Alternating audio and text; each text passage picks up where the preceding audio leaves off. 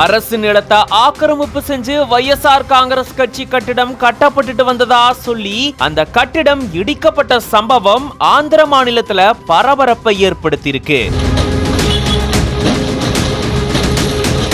நீதிமன்ற தடையும் மீறி இந்த கட்டிடத்தை இடிச்சிருக்காங்க. இது சர்வாதிகார ஆட்சி அப்படின்னு வைஎஸ்ஆர் காங்கிரஸ் கட்சியினுடைய தலைவர் ஜெகன்மோகன் ரெட்டி அவர்கள் தன்னுடைய கருத்தை தெரிவிச்சிருக்காரு. இதை கண்டு வைஎஸ்ஆர் காங்கிரஸ் கட்சி துவண்டு போயிடாது, எதிர்த்து போராடுவோம் அப்படின்னு அவர் குறிப்பிட்டிருக்காரு.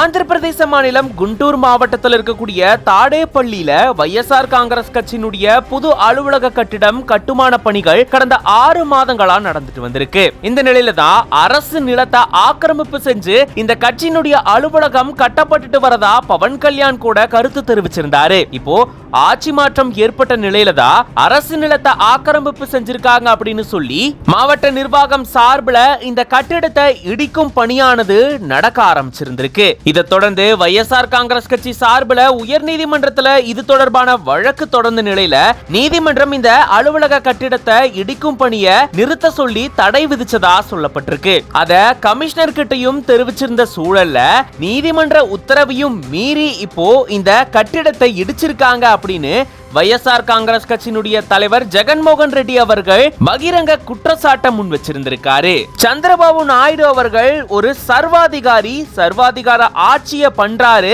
மக்கள் இதுக்கு தக்க பதிலடி கொடுக்கணும் அப்படின்ற மாதிரியும் எக்ஸ் வலைதளத்துல தன்னுடைய கருத்தை தெரிவிச்சிருக்காரு ஜெகன்மோகன் ரெட்டி. ஆந்திர மாநிலத்துல சட்டமும் நீதியும் மறைஞ்சு போச்சு, காணாம போச்சு அப்படின்னு குறிப்பிட்டிருக்காரு. உயர் நீதிமன்றத்தை இவங்க அவமதிச்சிருக்காங்க அப்படின்னு குற்றம் சாட்டியிருக்காரு. என்ன பண்ணாலும் இந்த கட்சி, அதாவது வைஎஸ்ஆர் காங்கிரஸ் கட்சி பின்வாகாது, எதிர்த்துதான் போரிடும் அப்படின்ற மாதிரியும் அந்த பதிவுல அவர் குறிப்பிட்டிருந்திருக்காரு. வைஎஸ்ஆர் காங்கிரஸ் கட்சியினுடைய புது அலுவலக கட்டுமான பணிகள் நடந்த சூழல்ல அந்த கட்டிடம் இடிக்கப்பட்டிருக்கு. இந்த சம்பவத்தால தாடேப்பள்ளி பகுதியில பெரும் பரபரப்பு சூழல் ஏற்பட்டிருக்கு.